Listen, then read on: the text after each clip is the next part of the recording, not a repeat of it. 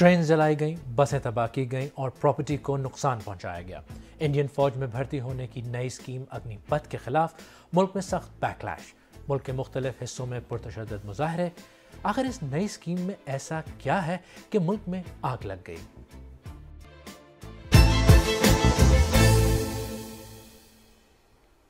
BBC Urdu के programme Sairbeen के साथ मैं हूं खालिद करामत।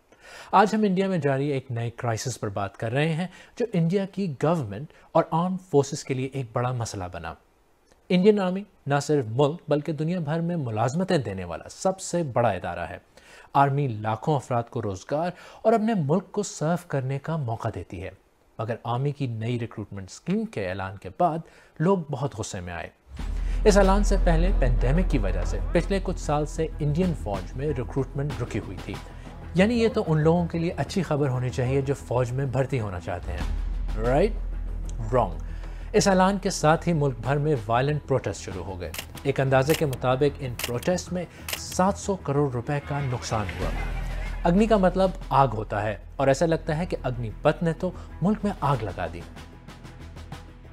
तो ये स्कीम है क्या? अग्निपथ में 17.5 से 21 साल की उम्र के नौजवानों को फौज में भर्ती किया जाएगा, लेकिन सिर्फ 4 साल के लिए। 6 माह की ट्रेनिंग और फिर 3.5 साल की नौकरी, और 4 साल बाद इनमें से सिर्फ 25% को फौज में रखा जाएगा। लेकिन अगर आप इन 25% में नहीं तो फौज में ना कोई नौकरी ना कोई पेंशन। ये मोदी हुकूमत में पहले प्रोटेस्ट नहीं है। NTCAA और फार्मर प्रोटेस्ट आपको याद ही होंगे, लेकिन इतने वायलेंट प्रोटेस्ट शायद पहली बार हुए हैं और हुकूमत के निस्बतन माइल्ड रिस्पॉन्स पर भी सवाल उठे हैं। रिक्रूटमेंट फ्रीज की वजह से बहुत सौ के लिए एक क्लॉक टिक हो रही थी, क्योंकि आर्मी में रिक्रूटमेंट की मैक्सिमम एज 21 है और अब रूल्स तब्दील हो रहे हैं। आइए मिलते हैं अमरजीत कुमार सिंह से जो इंडियन फौज में शामिल होना चाहते हैं। उनके ख्याल में इन चेंजेस की वजह से वो कैसे अफेक्ट होंगे। हम आर्मी लवर हैं, हम भारत माता से प्यार करते हैं। मेरा बचपन से ही सपना था कि हम आर्मी में जाएं, देश के सेवा करें। लेकिन ये जब से TOD लागू हुआ है, जब से ये 4 साल का जो लागू हुआ है, तब से हम टूट गए हैं। पूरा मतलब डिप्रेशन में चले गए हैं। मेरे घर के सब डिप्रेशन में चले गए हैं। दौड़ क्लियर हो गया, मेडिकल क्लियर हो गया, तो फिर हम पढ़ने के लिए 3 बजे उठ जाते थे। फिर 6 बजे हम पढ़ने जाते थे कोचिंग में, फिर 10 बजे आते थे, फिर शाम को फिर 3 बजे जाते थे तो 6 बजे आते थे, फिर रात में 9 बजे तक पढ़ते थे। 4 साल बाद हम क्या करेंगे आप बताइए? 4 साल बाद आकर 10 लाख रुपया मिलेगा। 10 लाख रुपया में हम क्या करेंगे आप बताइए? 10 लाख रुपया लेकर हम कोई भी अच्छा से बिजनेस भी नहीं कर सकते हैं। और सेना में हम जाते हैं और उसके बाद 4 साल बाद आने के लिए हम जा रहे हैं। अग्निपथ के मुजाहरों में 60 ट्रेनों को जलाया गया। मुजाहरों की वीडियोस और तस्वीरें देखकर तो एक बात क्लियर हो जाती है कि आर्मी ज्वाइन करने की ख्वाहिश रखने वाले तो इस फैसले की वजह से बहुत ज़्यादा गुस्से में हैं। मगर इस स्कीम के बारे में आम तासुर क्या है? 17 साल का लड़का अगर आर्मी में जा रहा है, 4 साल की उसकी नौकरी है, तो अगले 4 साल बाद क्या करेगा?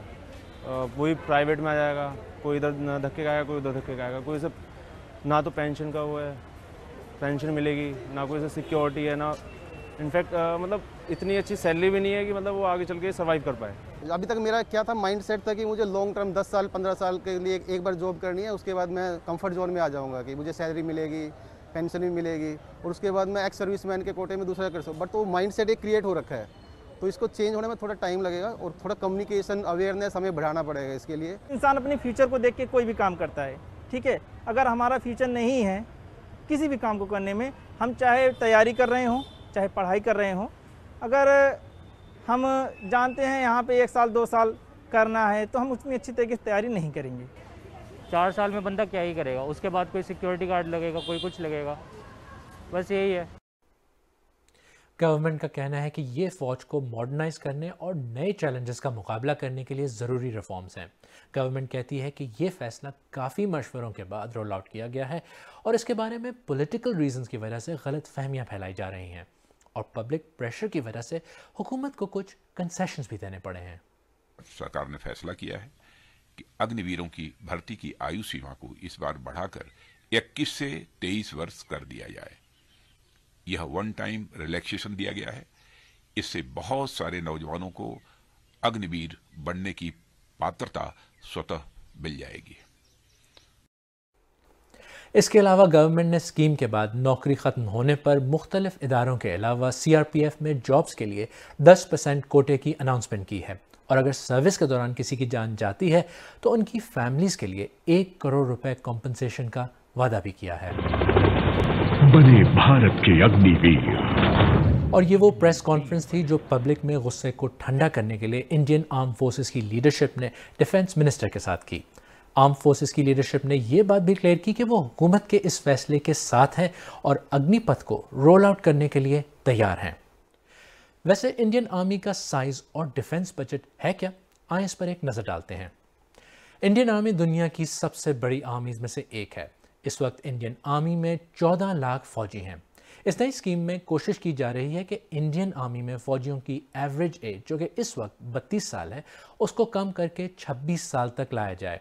स्कीम पर काम करने वाले लेफ्टिनेंट जनरल अनिल पुरी का कहना है जो लोग 4 साल की ये सर्विस पूरी करेंगे उन्हें एक तो 12वीं जमात का सर्टिफिकेट मिल जाएगा, साथ उनके लिए डिफेंस मिनिस्ट्री की दूसरी नौकरियों में 10% का कोटा भी रखा जाएगा। फिलहाल इंडिया में हर साल 60,000 फौजी रिटायर होते हैं और उनकी जगह लेने के लिए 100 के करीब रिक्रूटमेंट रैलीज होती हैं। इंडिया का डिफेंस बजट $70 बिलियन है, जिसका आधे से ज़्यादा हिस्सा तनख्वाहों और पेंशन्स पर खर्च होता है, जिसे इस स्कीम के तहत कम करने की कोशिश की जाएगी। सोल्जर्स को ट्रेनिंग के दौरान 30,000 इंडियन रुपए तनख्वाह मिलेगी, जो 6 माह की ट्रेनिंग के बाद 40,000 कर दी जाएगी। पेंशन और सैलरी का बोझ अपनी जगह, लेकिन एक्सपर्ट्स के इस स्कीम के बारे में कुछ खदशात भी हैं। सबसे बड़ा नुकसान होने का अंदेशा ये है कि जो ये जवान आएंगे सिर्फ 4 साल के लिए आएंगे। 4 साल का जो पीरियड है वो बहुत छोटा है। ट्रेनिंग के बाद कोई भी काम करने के लिए, सीखने के लिए और उसको आगे ले जाने के लिए, तो उससे एक तरह की प्रॉब्लम पैदा हो सकती है भारतीय फौज के लिए। दूसरा ये है कि इन 4 सालों के बाद सिर्फ 25% लोग ही लिए जाएंगे फौज के अंदर, रखे जाएंगे। उन 25% लोगों को रखने के लिए जो लड़ाई होगी, जो मारामारी होगी, उससे फौज में जो माहौल होता है उस पर काफी असर पड़ेगा। और तीसरा असर पड़ेगा समाज पर। जब ये लोग वापस सोसाइटी के अंदर आएंगे, उसको ये किस तरह से रिस्पॉन्ड करेंगे। दुश्मन से लड़ाई तो बाद में होगी। फिलहाल इस स्टोरी पर सड़कों के अलावा सोशल मीडिया पर भी काफ़ी टसल्स नजर आए। कुछ इंडियन इंडस्ट्रियलिस्ट, जिनमें महिंद्रा ग्रुप के आनंद महिंद्रा भी शामिल हैं, गवर्नमेंट की सपोर्ट में निकले। उन्होंने सिचुएशन को डिफ्यूज करने के लिए ऑफर दी कि महिंद्रा ग्रुप अग्निवीर्स को रिक्रूट करने के मौके को वेलकम करता है। उनकी ट्वीट पर एक एक्स नेवल सर्विसमैन अरुण प्रकाश ने जवाब दिया कि इस स्कीम के इंतज़ार क्यों कर रहे हैं। क्या महिंद्रा ग्रुप ने हज़ारों हाईली स्किल्ड एक्स सर्विसमैन, जवानों और ऑफिसर्स को पूछा है? डॉक्टर सोजन अश्वर ने एतराज़ करते हुए कहा कि मुल्क की हिफाजत करने के ख्वाब देखते हैं, वो मुल्क की प्रॉपर्टी को नुकसान पहुंचा रहे हैं। जर्नलिस्ट ज़ैनब सिकंदर ने कहा कि अग्निपथ स्कीम पर पुरतशद्दुद मुजाहरों से बिल्कुल वाज़ेह हो गया है कि इंडिया में एक्स्ट्रा जुडिशल सज़ाएं, लोगों के घर और दुकानों को बुलडोज करना सिर्फ मुसलमानों के लिए है। अग्निपथ से सिर्फ रैंक एंड फाइल यानी आम फौजियों की रिक्रूटमेंट मुतासर होगी। ऑफिसर्स की भर्ती का प्रोसेस डिफरेंट है, लेकिन स्कीम के ऐलान के बाद लोगों ने जिस तरह स्ट्रीट पावर दिखाई है, शायद गवर्नमेंट को इसका अंदाज़ा नहीं था। तो लोग इतने गुस्से में क्यों हैं? क्या बात सिर्फ अग्निपथ की है?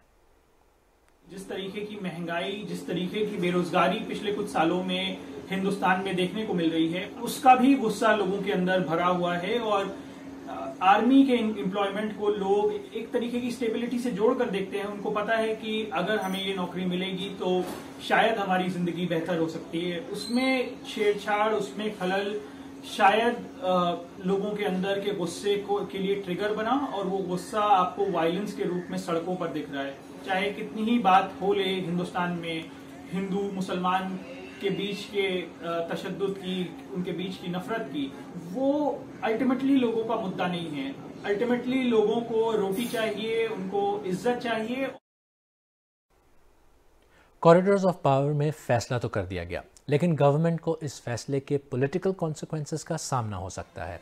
सोशल और पॉलिटिकल एनालिस्ट को डर है कि एक ऐसी सोसाइटी जहां पहले ही बहुत ज़्यादा वायलेंस है, वहां बड़ी तादाद में बेरोज़गार और ट्रेंड नौजवान हालात को मज़ीद ख़राब करेंगे और इसका सोसाइटी पर बुरा इम्पैक्ट होगा।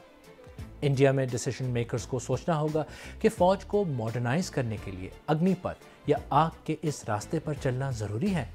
फैसला जो भी हो, इसका फ़ायदा फ़ौज और सोसाइटी दोनों को होना चाहिए।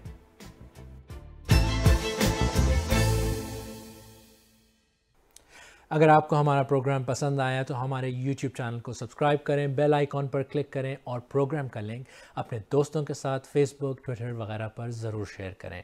और आप सहरबीन की पुरानी किस्तें देखने के लिए यहाँ क्लिक करें।